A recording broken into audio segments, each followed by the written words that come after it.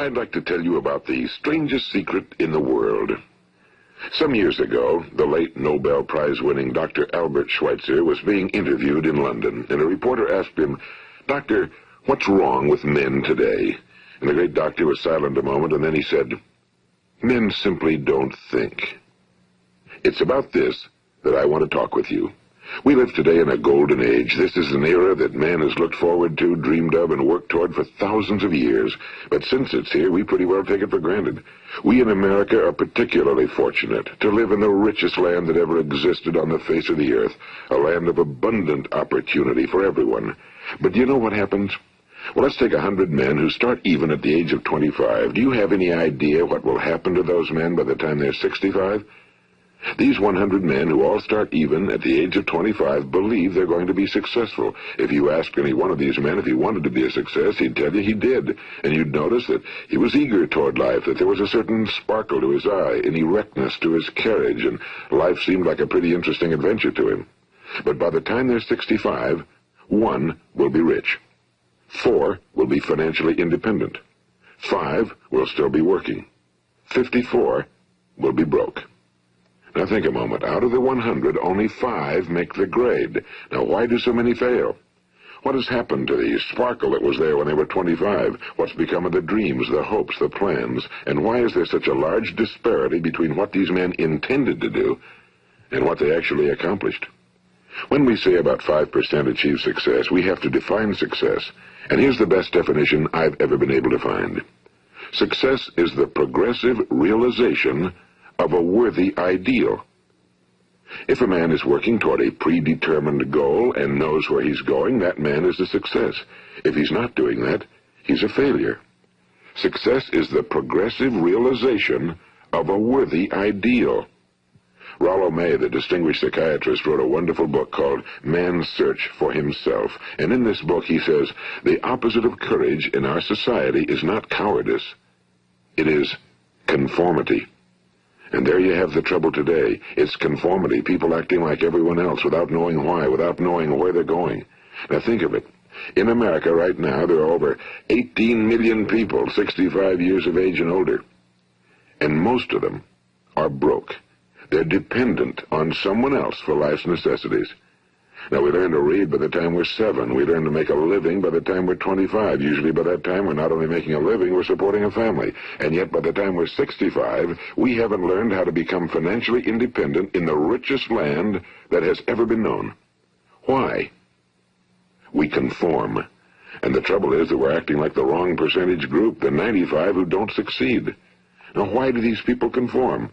Well, they really don't know. These people believe that their lives are shaped by circumstances, by things that happen to them, by exterior forces. They're outer-directed people. A survey was made one time that covered a lot of men, working men, and these men were asked, "Why do you work? Why do you get up in the morning?" 19 out of 20 had no idea. If you ask them, they'll say, well, everyone goes to work in the morning, and that's the reason they do it, because everyone else is doing it. Now let's get back to our definition of success. Who succeeds? The only person who succeeds is the person who is progressively realizing a worthy ideal. He's the person who says, I'm going to become this, and then begins to work toward that goal. I'll tell you who the successful people are. A success is the school teacher who's teaching school because that's what he or she wants to do. The success is the woman who's a wife and mother because she wanted to become a wife and mother and is doing a good job of it. The success is the man who runs the corner gas station because that was his dream. That's what he wanted to do. The success is the successful salesman who wants to become a top-notch salesman and grow and build with his organization.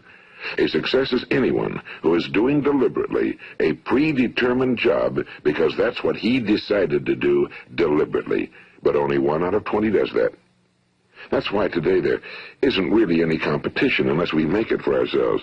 Instead of competing, all we have to do is create. You know, for 20 years I looked for the key which would determine what would happen to a human being. Was there a key I wanted to know which would make the future a promise that we could foretell to a large extent? Was there a key that would guarantee a person's becoming successful if he only knew about it and knew how to use it? Well, there is such a key, and I've found it.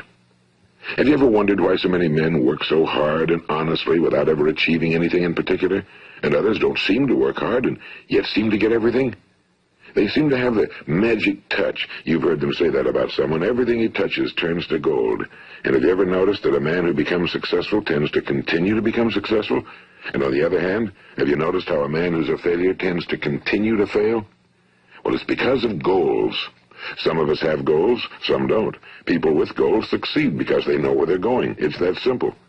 Think of a ship leaving a harbor, and think of it with the complete voyage mapped out and planned. The captain and crew know exactly where it's going and how long it'll take. It has a definite goal. Now, 9,999 times out of 10,000, it will get to where it started out to get. Now let's take another ship, just like the first, only let's not put a crew on it or a captain at the helm. Let's give it no aiming point, no goal, no destination. We just start the engines and let it go. I think you'll agree with me that if it gets out of the harbor at all, it will either sink or wind up on some deserted beach, a derelict. It can't go anyplace because it has no destination and no guidance, and it's the same with a human being. Take the salesman, for example. There's no other person in the world today with the future of a good salesman. Selling is the world's highest paid profession, if we're good at it and if we know where we're going. Every company needs top-notch salesmen, and they reward those men. The sky's the limit for them. But how many can you find?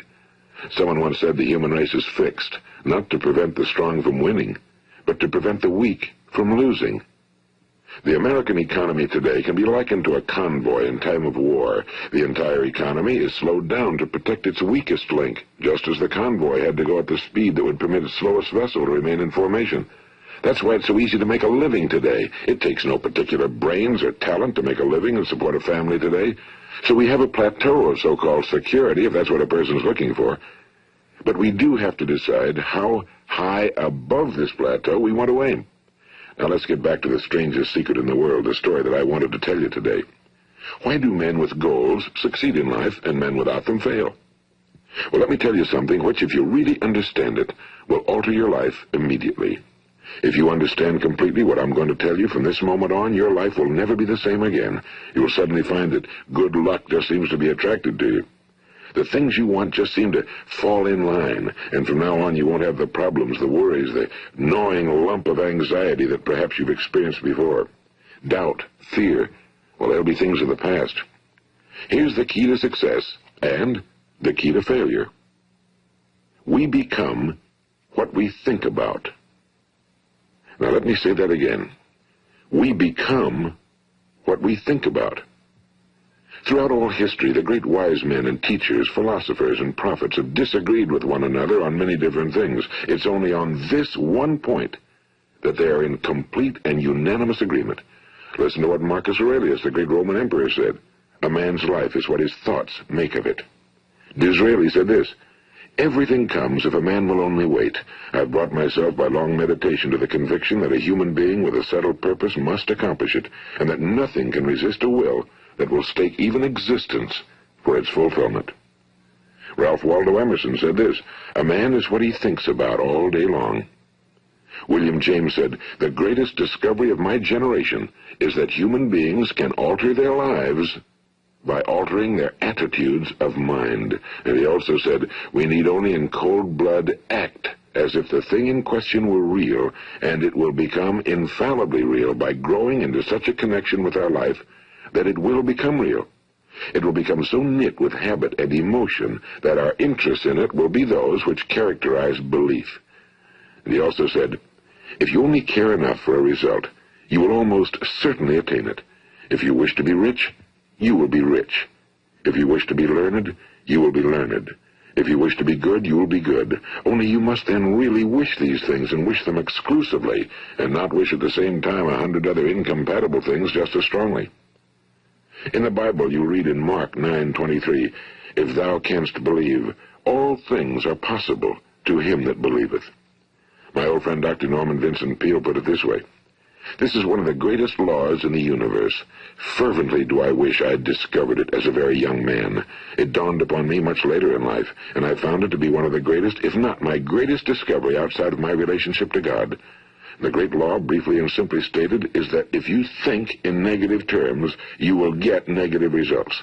If you think in positive terms, you will achieve positive results.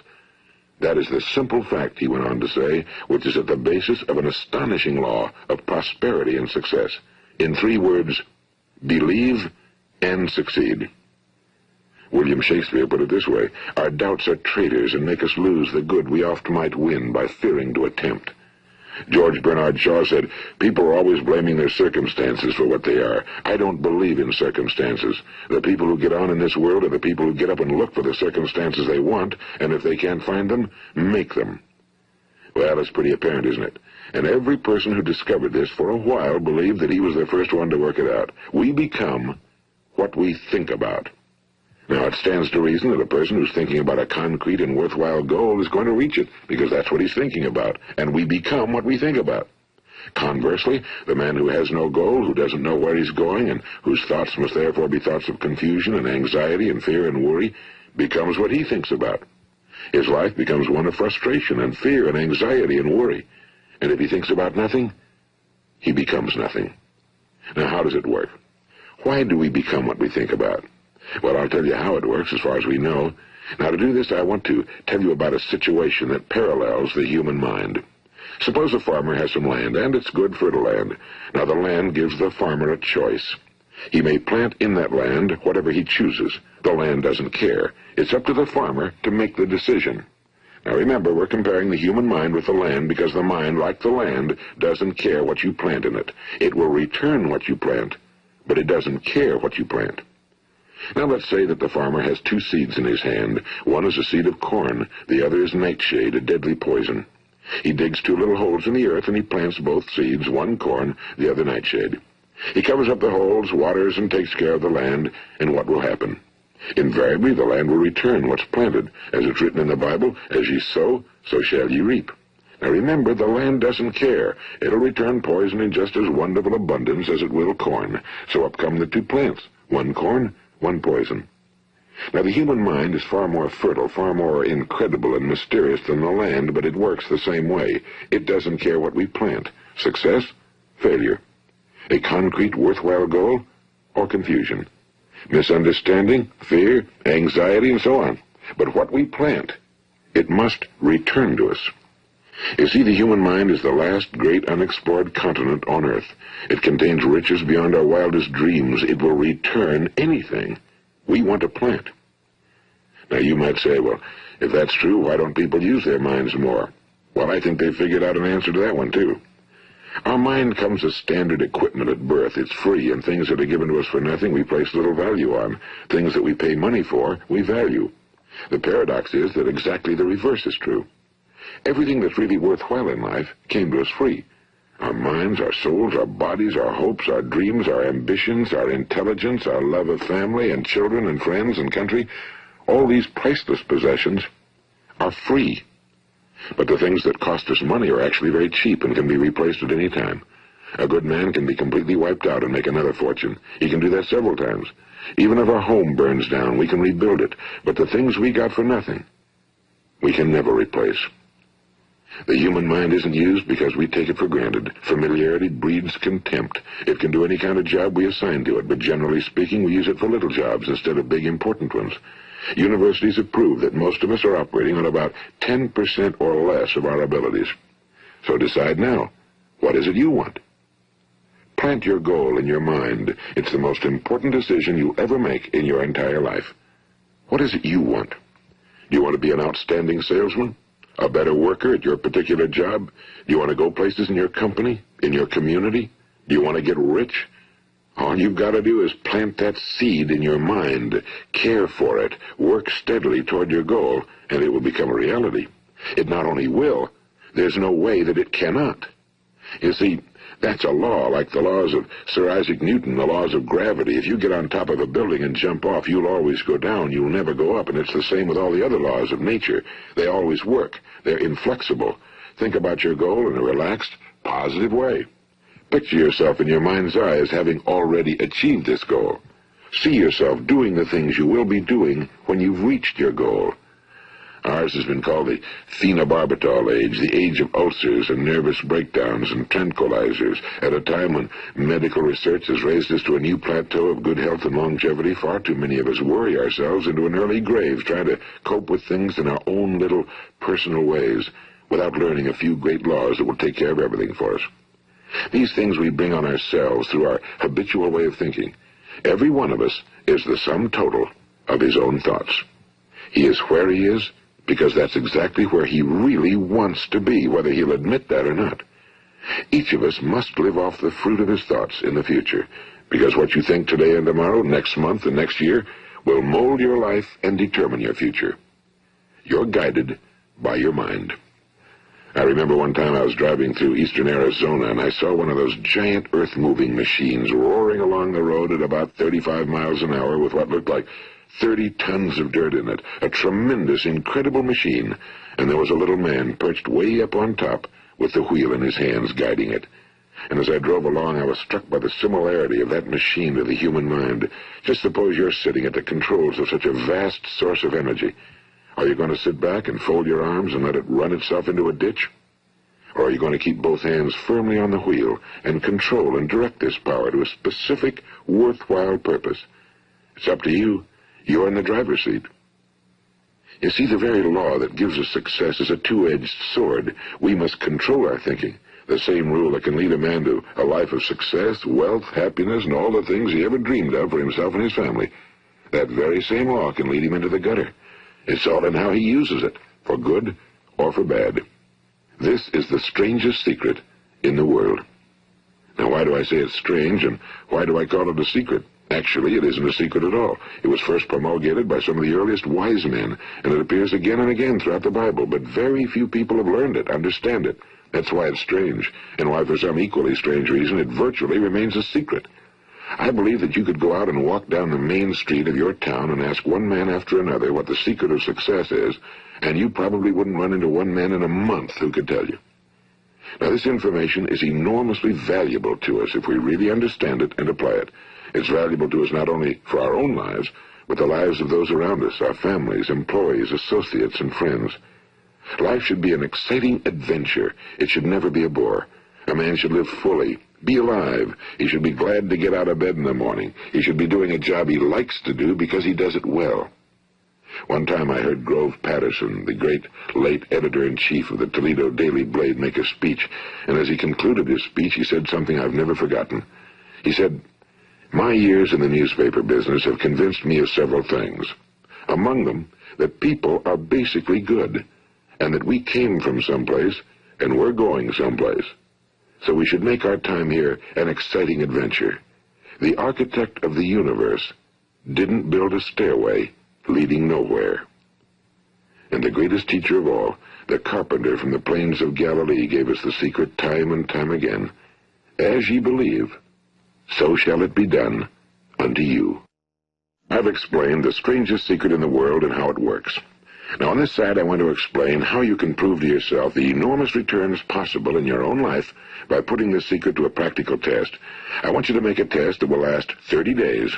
It isn't going to be easy, but if you'll give it a good try, it will completely change your life for the better. Now, back in the 17th century, Sir Isaac Newton, the English mathematician and natural philosopher, gave us some natural laws of physics which apply as much to human beings as they do to the movement of bodies in the universe. And one of these laws is that for every action, there is an equal and opposite reaction. Simply stated, as it applies to you and me, it means we can achieve nothing without paying the price. The results of your 30-day experiment will be in direct proportion to the effort you put forth. To be a doctor, you must pay the price of long years of difficult study. To be successful in selling, and remember that each of us succeeds to the extent of his ability to sell. Selling our families on our ideas, selling education in schools, selling our children on the advantages of living the good and honest life, selling our associates and employees on the importance of being exceptional people. To, of course, the profession of selling itself. But to be successful in selling our way to the good life, we must be willing to pay the price. Now, what is that price? Well, it's many things. First, it's understanding emotionally as well as intellectually that we literally become what we think about, that we must control our thoughts if we're to control our lives. It's understanding fully that as ye sow, so shall ye reap. Second, it's cutting away all fetters from the mind and permitting it to soar as it was divinely designed to do. It's the realization that your limitations are self-imposed and that the opportunities for you today are enormous beyond belief. It's rising above narrow-minded pettiness and prejudice. And third, it's using all your courage to force yourself to think positively on your own problem, to set a definite and clearly defined goal for yourself, to let your marvelous mind think about your goal from all possible angles, to let your imagination speculate freely upon many different possible solutions, to refuse to believe that there are any circumstances sufficiently strong to defeat you in the accomplishment of your purpose, to act promptly and decisively when your course is clear, and to keep constantly aware of the fact that you are at this moment standing in the middle of your own acres of diamonds, as Russell Conwell used to point out. And fourth, save at least 10% of every dollar you earn. It's also remembering that no matter what your present job, it has enormous possibilities if you're willing to pay the price. Now let's just go over the important points in the price each of us must pay to achieve the wonderful life that can be ours. It is, of course, worth any price. 1. You will become what you think about. 2. Remember the word imagination and let your mind begin to soar. 3. Courage. Concentrate on your goal every day. 4. Save 10% of what you earn. And 5. Action. Ideas are worthless unless we act on them. Now, I'll try to outline the 30-day test I want you to make. Keep in mind that you have nothing to lose by making this test and everything you could possibly want to gain. There are two things that may be said of everyone. Each of us wants something, and each of us is afraid of something. I want you to write on a card what it is you want more than anything else. It may be more money. Perhaps you'd like to double your income or make a specific amount of money. It may be a beautiful home. It may be success at your job. It may be a particular position in life. It could be a more harmonious family. Each of us wants something. Now write down on your card specifically what it is you want. Make sure it's a single goal and clearly defined. You needn't show it to anyone, but carry it with you so that you can look at it several times a day. Think about it in a cheerful, relaxed, positive way each morning when you get up, and immediately you have something to work for, something to get out of bed for, something to live for. Look at it every chance you get during the day and just before going to bed at night. And as you look at it, remember that you must become what you think about, and since you're thinking about your goal, you realize that soon it will be yours. In fact, it's yours really the moment you write it down and begin to think about it. Look at the abundance all around you as you go about your daily business. You have as much right to this abundance as any other living creature. It's yours for the asking. Now we come to the difficult part. Difficult because it means the formation of what is probably a brand new habit, and new habits are not easily formed. Once formed, however, it will follow you for the rest of your life. Stop thinking about what it is you fear. Each time a fearful or negative thought comes into your consciousness, replace it with a mental picture of your positive and worthwhile goal. And there will come times when you'll feel like giving up. It's easier for a human being to think negatively than positively. That's why only 5% are successful. You must begin now to place yourself in that group. For 30 days, you must take control of your mind. It will think about only what you permit it to think about. Each day for this 30-day test, do more than you have to do. In addition to maintaining a cheerful, positive outlook, give of yourself more than you've ever done before. Do this knowing that your returns in life must be in direct proportion to what you give. The moment you decide on a goal to work toward, you're immediately a successful person. You are then in that rare and successful category of people who know where they're going. Out of every 100 people, you belong to the top 5. Don't concern yourself too much with how you're going to achieve your goal. Leave that completely to a power greater than yourself. All you have to do is know where you're going. The answers will come to you of their own accord and at the right time. Remember these words from the Sermon on the Mount, and remember them well. Keep them constantly before you this month of your test. Ask, and it shall be given you. Seek, and ye shall find. Knock, and it shall be opened unto you. For every one that asketh receiveth, and he that seeketh findeth, and to him that knocketh it shall be opened. It's as marvelous and as simple as that. In fact, it's so simple that in our seemingly complicated world, it's difficult for an adult to understand that all he needs is a purpose and faith. For 30 days, do your very best. If you're a salesman, go at it as you've never done before, not in a hectic fashion, but with the calm, cheerful assurance that time well spent will give you the abundance in return you deserve and want. If you're a homemaker, devote your 30-day test to completely giving of yourself without thinking about receiving anything in return, and you'll be amazed at the difference it makes in your life. No matter what your job, do it as you've never done it before for 30 days. And if you've kept your goal before you every day, you'll wonder and marvel at this new life you've found. Dorothea Brand, the outstanding editor and writer, discovered it for herself and tells about it in her fine book, Wake Up and Live. Her entire philosophy is reduced to the words, act as though it were impossible to fail. She made her own test with sincerity and faith, and her entire life was changed to one of overwhelming success. Now, you make your test for 30 full days. Don't start your test until you've made up your mind to stick with it. You see, by being persistent, you're demonstrating faith. Persistence is simply another word for faith. If you didn't have faith, you'd never persist.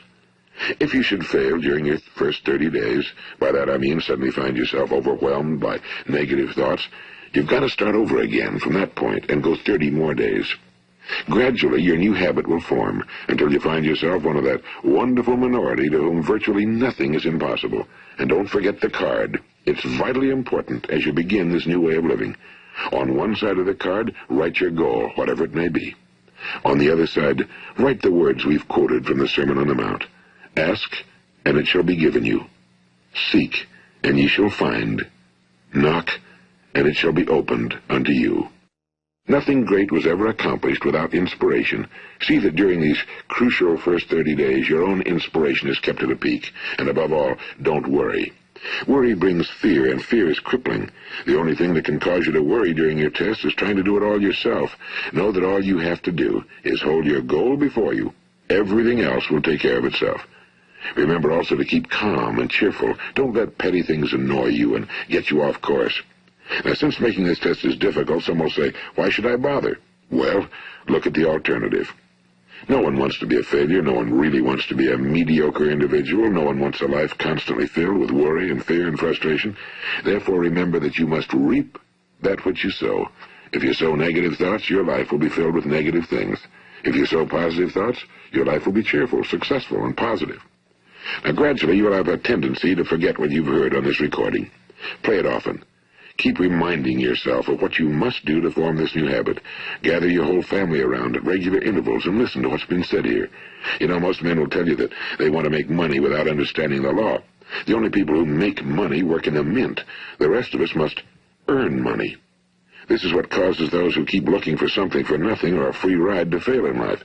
The only way to earn money is by providing people with services or products which are needed and useful. We exchange our time and our product or service for the other man's money. Therefore, the law is that our financial return will be in direct proportion to our service. Now, success is not the result of making money. Making money is the result of success, and success is in direct proportion to our service.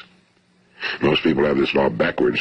They believe that you're successful if you earn a lot of money.